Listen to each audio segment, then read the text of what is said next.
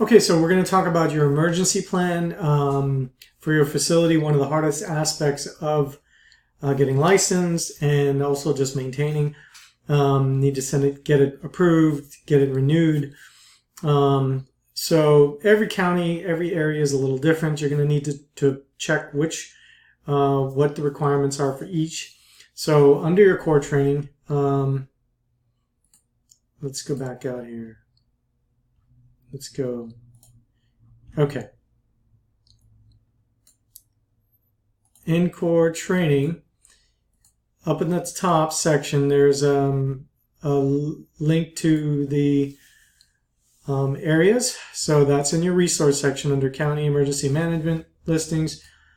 And you can find your county with information. Okay, so what you're going to do is you're going to contact them, and you're going to request a template. We have a template that the state actually provides as well, but you're going to want to get it, make sure it's the same one. You can just call and say, hey, I'm submitting my emergency plan. This is the same template that is found in 59A regulations. And that is right in here. You'll find a link. How did I lose the link? Oh, wait.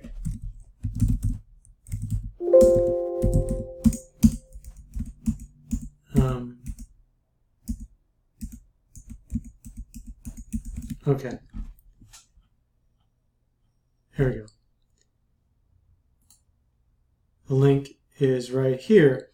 And if you open the link, it'll take you to 59A, the section that covers emergency management, which if you printed 59A, you have that anyway.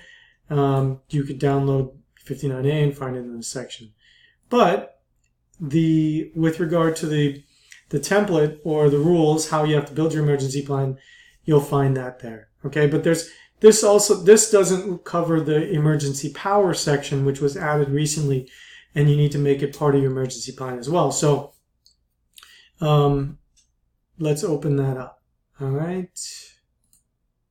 Yep. So emergency management planning, criteria for assisted living facilities, and we also have this on the homepage of core training underneath right here under under module 1. So in this section here, it basically tells you how you're going to build your emergency plan. Your emergency plan, it's complex. One of the hardest things about it is you need to get an evacuation facility. So you need to find another facility that's going to be your support facility. You need to get them to sign a support facility agreement saying, yes, I will take in X number of residents, or they can bring their staff and their residents, and I will house them in case of an emergency. There's an agreement. So it's called a support facility agreement. That needs to be in there. It needs to be updated annually. So that is one of the hardest things that you're going to have to do, and you need to start thinking about it ahead of time. Okay? I don't think they'd let you use a hotel. I know facilities evacuate to a hotel. I can't imagine. You can check with your county and ask them if they'd let you use some other type of facility, maybe like some conference center or hotel that has a conference center or something. But then you need an agreement probably from the hotel. So you have to check with your county and see what would be acceptable for a support facility for an evacuation. Okay, so when you build it, here's an example right here. You have introduction. Now, when you build your plan, you're just going to start with number 1, introduction. And you just answer the question. Name of facility, address, telephone number, emergency contact telephone number, and pager if available, and fax number, and the type of facility and license. So you would just put 1, introduction 1, XYZ facility, address, 123 Main Street, telephone number. Boom, you build your plan. Number 2, owner of facility, address, telephone number. XYZ Holding Corporation, whatever it is, address, telephone number. Number 3, year facility was built, type of construction, and date of any subsequent construction. Number 4, name of administrator, address. You get the picture, right? So you can preview this, go through it, know what you're going to have to start building.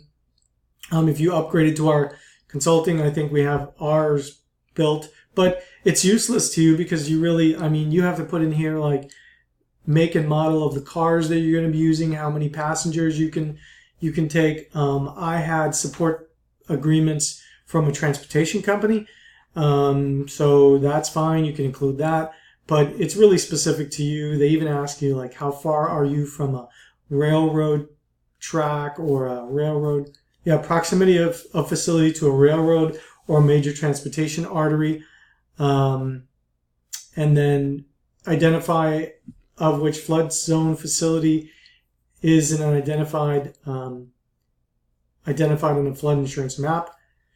So it's complex. You're going to have to build it according to your specific facility. Okay, so you have that. Let's go back to, I'm going to read it from 59A, okay? Okay. So you've got your components, and each facility must prepare a written comprehensive emergency management plan in accordance with the emergency management criteria for assisted living facilities, which I showed you, and there's the link, okay? This document is available from local emergency management agencies, which I shared the link. The emergency management plan must, at minimum, address the following. If you follow the guide, you're gonna address most of these, except in here, you see emergency power. Emergency power, unless they have an updated template, and they might at each emergency management agency, you're going to need to also address, like I said, the emergency power rules. So let's go to that. Now, basically, you're going to go to ACA, right? And I think I've showed you this before. I'm just going to take you through the process because a lot of really good information is here. So you go to aca.myflorida.com. You see that? Okay. And in the search bar, you'll just go ahead and type in assisted living unit. And it's going to pull up the first thing. Now, you're going to find a lot of information. This is where you apply for your facility. This is where you make administrator change. You got the forms, you got the renewals, you got any important notices. It's all right here. Emergency status system. So when you do have an emergency, you have to connect and update your facility status through the ESS system. Very important. Let's see. Let's go to the generator information. So you click on the generator information, and you're going to find right here the emergency environmental control for assisted living facilities. You'll find a Q&A. You'll find a sample plan. So they've already laid out a sample plan for you. So we'll go ahead and click on the 59A-36.025, the environmental control for assisted living facilities. So let's just go ahead and just go through these really quick so you understand what your requirements are for your facility. Every facility is different, right? Some facilities have whole house generators that turn on automatically. Some facilities don't. You may work at a facility that doesn't. I went to a 20-bed ALF, and they have to haul the generator out. They've got the fuel stored on site, but they have to have a process in place, and they have to know how to do it. So the state could show up at your facility, and you may know how to do it, okay? You may say, yeah, I know how to do it. Here, this is how you do it. And they'll say, yeah, but what about if you're not here? So each of your staff, you're going to have to put together a training manual, and they're going to have to know how to do it, okay? So I would definitely create a training manual. What I did was I created step by step. I took pictures of every step of the way, and then I wrote a little detailed instructions. So if for any reason you weren't there or somebody wasn't there who didn't know how to operate the environmental control system, the generator, whatever it is, there was a step-by-step process in place. And then also, if for some reason the state showed up and they wanted to know if the person on staff knew how to do it, they could open up the manual and they could review it. So that's important for them to at least have a basic understanding of it. So take them all out, show them how the process works, doing it on a regular basis so that they're familiar with it, and then issue like training certificates or make it part of your major emergencies training. So let's just go into this really quickly here. Okay, so each facility shall prepare a detailed plan to serve as a supplement to its comprehensive emergency management plan to address the emergency environmental control in the event of the loss of primary electrical power in that facility, which includes the following information. And the reason why, if you don't know why this got put into place, is Hurricane Irma, nursing home in Hollywood, Florida. Everybody lost power, right? But they lost power and like 11 people got sick and 5 people died, or maybe I can't remember the specifics, but a bunch of people died. The hospital was across the street. There was an uproar, and immediately they put into place like, hey, as soon as it was done, they came out and said, you need to put a plan in place. And it took about a year for them to settle everything, but it's been a bumpy road for a lot of people to get this done. So I know big facilities that had to put a $300,000 generator on their place. So you have to, if you're opening a big place, if you're taking over a small place, you need to be aware of what it is that they have, and is it adequate? Do you feel comfortable with the bare minimum? And is it in working order? Okay. So it needs to cover the acquisition of sufficient alternate power source, such as a generator, maintained at the facility to ensure the current licensees of the assisted living will be equipped to ensure ambient air temperatures will be maintained at or below 81 degrees Fahrenheit for a minimum of 96 hours in the event of the loss of primary electrical power. Sounds easy, but in 96 hours of fuel to keep an area at 81 degrees or less for 96 hours. Is that propane? Is it gasoline? That's something that you're going to have to check and see what is the best path forward for you. I know propane is probably the easiest to store. Do you have propane already coming through your site? That might be a huge, huge plus. You need to check with your county. Number 1, the required temperature must be maintained in an area or areas determined by the assisted living facility of sufficient size to maintain residents safely at all times, and that is appropriate for the resident care needs and life safety requirements. For planning purposes, no less than 20 square feet per resident must be provided. Okay, so if you're let's just take a 6-bed ALF, 20 square feet is only 120 square feet. Your average room size, like this room, is probably 120 square feet, 10 by 12 or whatever it is. So there's your bare minimum. A window unit or a mobile unit connected to a generator that's outside with enough fuel to run that small area, okay? The assisted living facility may use 80% of its licensed bed capacity as the number of residents to be used in the calculation to determine the required square footage. So let's use a 100-bed community. You can count 80 residents. So you do 80 residents times 20 square feet. That's how you get your square footage. This may include areas that are less than the entire facility if the assisted living facility's comprehensive emergency management plan includes allowing a resident to congregate when he or she desires in portions of the building where temperatures will not be maintained, and includes procedures for monitoring residents for signs of heat-related injury as required by this rule. So if you do that, then in your plan it has to state that the resident, if they choose not to go into that area, that you have a plan in place to monitor them, because you can't force them to go, but if they want to stay in their hot room or wherever they want to stay, you have to have a plan in place, and your staff have to be trained that, hey, every 30 minutes, staff will make rounds, offer water, check on residents, blah, blah, blah, whatever your plan is, okay? This rule does not prohibit a facility from acting as a receiving provider for evacuees when the conditions stated in Section 408 and subsection 59A are met. So you can go above your licensed capacity, as you know we mentioned earlier, doing an evacuation. And I also think that you can go above if you're taking somebody in that you have to, okay? The plan shall include information regarding areas within the assisted living facility where the required temperature will be maintained. So it has to be a specific area, specific room. If you have to close off an area to seal it off, so it's a half a room, then you need to have a plan in order to seal it off. Okay.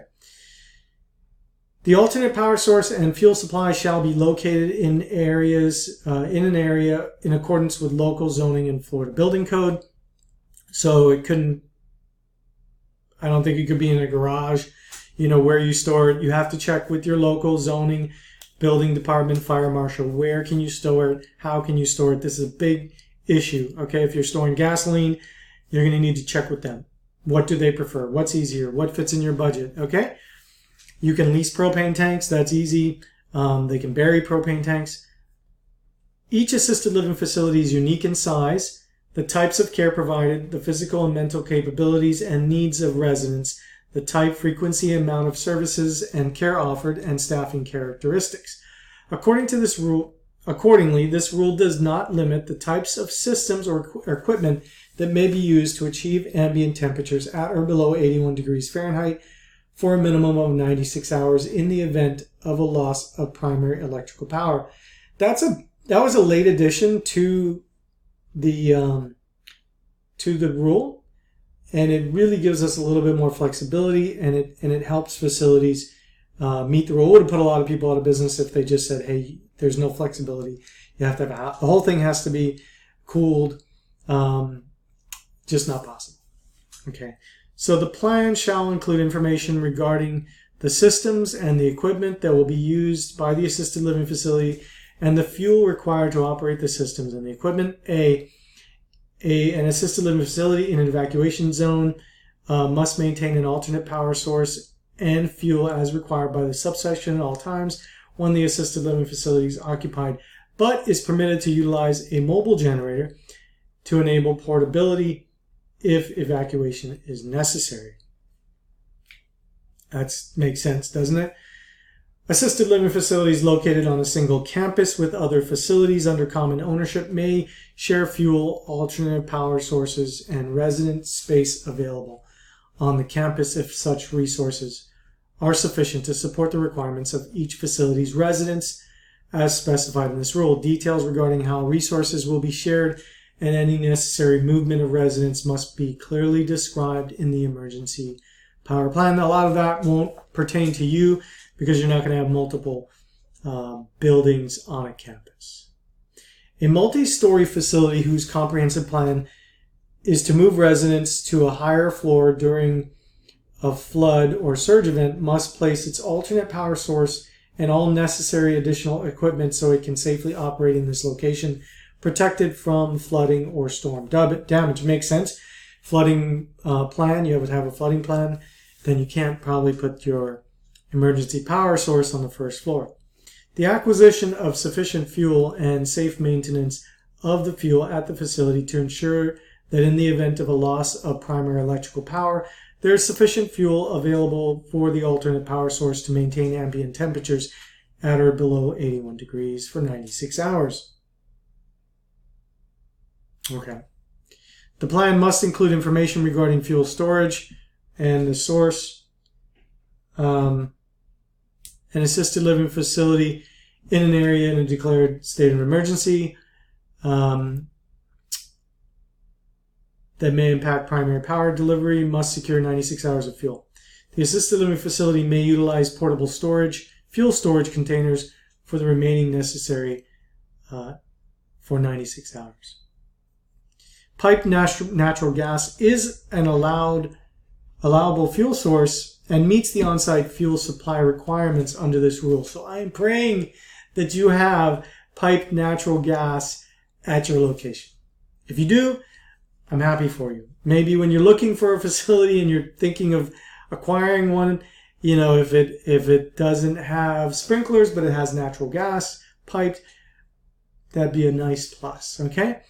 If local ordinances or other regulations limit the amount of on-site fuel storage for the assisted living facility, then an assisted living facility must develop a plan that includes maximum on-site fuel storage allowable under the ordinance or regulation and a reliable method to obtain a maximum additional fuel at least 24 hours prior to the depletion of the on-site fuel. So if for some reason your city municipality does not allow you to store fuel, there is something written into the regulation here. Okay, submission of the plan. Each assisted living facility licensed prior to the effective date shall submit a plan to the local emergency agency within 30 days of the effective date of this rule. So that's probably none of you. That's already come and gone. Each new facility shall submit the plan required under this rule prior to obtaining a license. Each existing facility then undergoes any additions, modifications, alterations, refurbishment, renovations, or reconstruction that require modification of its systems or equipment affecting the facility's compliance with this rule shall amend its plan and submit it to local emergency management agency for review and approval. Approved plans. Each facility must maintain a copy of its approved plan in a manner that makes the plan readily available at the licensee's physical address for review by a legally authorized entity. If the plan is maintained in an electronic format, assisted living facility staff must be readily available to access and produce the plan.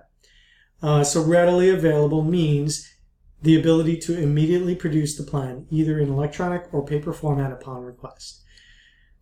The assisted living facility, now this is something that might be on your test, okay? It's really new, so we don't know. But the assisted living facility shall submit a consumer-friendly summary of the emergency plan to the agency. So every facility has a consumer-friendly plan listed on their license page. And then the agency shall post a summary and notice of the approval and implementation of the facility emergency power plan.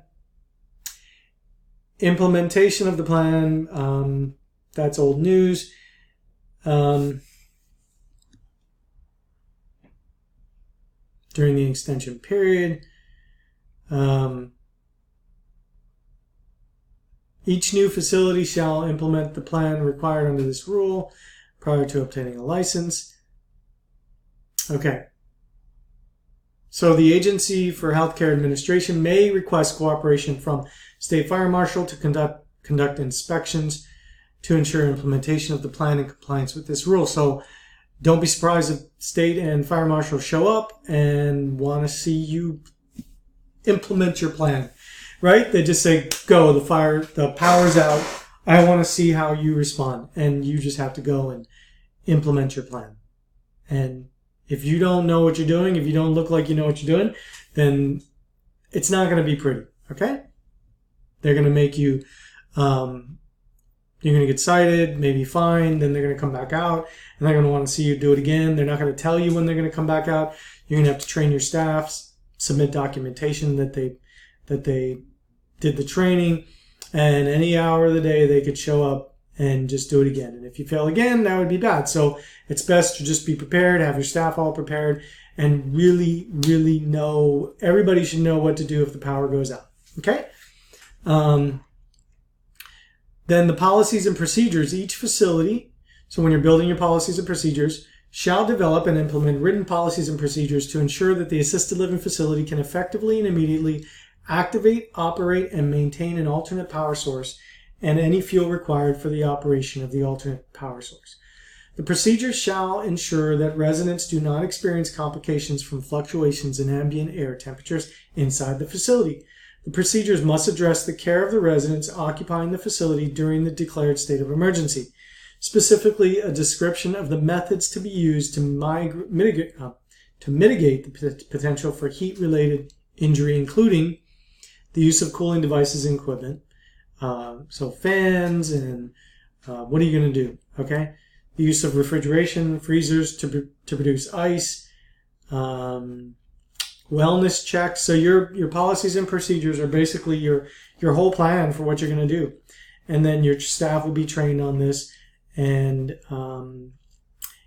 each facility shall maintain the written policies and procedures in a manner that makes them readily available at the licensee's physical address for review by a legally authorized entity. If the policies and procedures are maintained in an electronic format, they must be able to be produced, okay? The written policies and procedures must be readily available for inspection by each resident, each resident's legal representative, designee, surrogate, guardian, attorney-in-fact, or case manager, each resident's estate, and such additional parties as authorized. So if anybody comes and wants to see your emergency plan, they need to be shown it, okay? Don't even mess around with that, because they could call the state and file a complaint. And this just talks about revocation of license. Notification. Within 5 business days, each facility must notify in writing unless permission for electronic communication has been granted. Each resident and the resident's legal representative upon submission of the plan to the local emergency management, upon final implementation of the plan. And then each facility must maintain a copy of each notification. So if you are taking over a facility that has implemented a plan during this period, okay? They were in existence during this period. And the state comes in and they want to see, did you notify the families within 5 days of this rule being implemented and your plan being submitted and the plan being authorized and approved? Did you notify them in writing? I would print a letter, make sure that that letter is in each resident's file so you're in compliance with the notification section of this rule. All right? I know it was long. I'm not sure how much of this is on your state exam, but it's a very, very big part of your business. So I wouldn't study too much on this. Just know the basic ideas that you do have to have an emergency power plan, but really more so for actually running your facility. And that's it. Thanks.